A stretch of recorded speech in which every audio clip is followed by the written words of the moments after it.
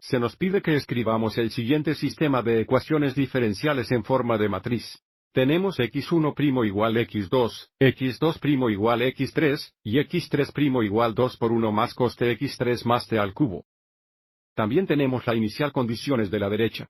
Para escribir el sistema en forma de matriz, queremos escribir el vector ecuación, que se muestra a continuación, utilizando matriz donde la ecuación vectorial es x' de t igual p de t multiplicado por x de t más f de t, donde p de t es una función con valores matriciales, y x de t y f de t son funciones con valores vectoriales.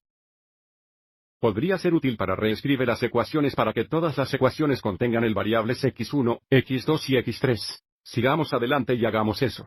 Con la primera ecuación, tenemos tener x1' igual 0 por 1 más 1 por 2 más 0 por 3. Para la segunda ecuación, tenemos tener x2' igual 0 por 1 más 0 por 2 más 1 por 3. Y x sub 3' es igual a 2 por 1 más 0 por 2 más cos de x3 más t al cubo. Para empezar, escribamos el lado izquierdo de la ecuación como una matriz de 3 por 1 donde las entradas son x1', x2' y x3'. Este es el valor vectorial función x' de t. En el lado derecho, ahora necesita p de t veces x de t, donde p de t es la matriz que contendrá las funciones de t son constantes siendo multiplicado por x1, x2 y x3. Así que, mirando la primera ecuación, porque tenemos x1' igual 0 por 1 más 1 por 2 más 0 por 3, la primera fila de p de t es 0, 1 y 0. Para la siguiente ecuación, tenemos x2' igual 0 por 1 más 0 por 2 más 1 por 3. Esto indica que la segunda fila es 0, 0, 1. Y luego, para la tercera ecuación, tenemos x3' igual 2 por 1 más 0 por 2 más cuesta x3 más t al cuadrado.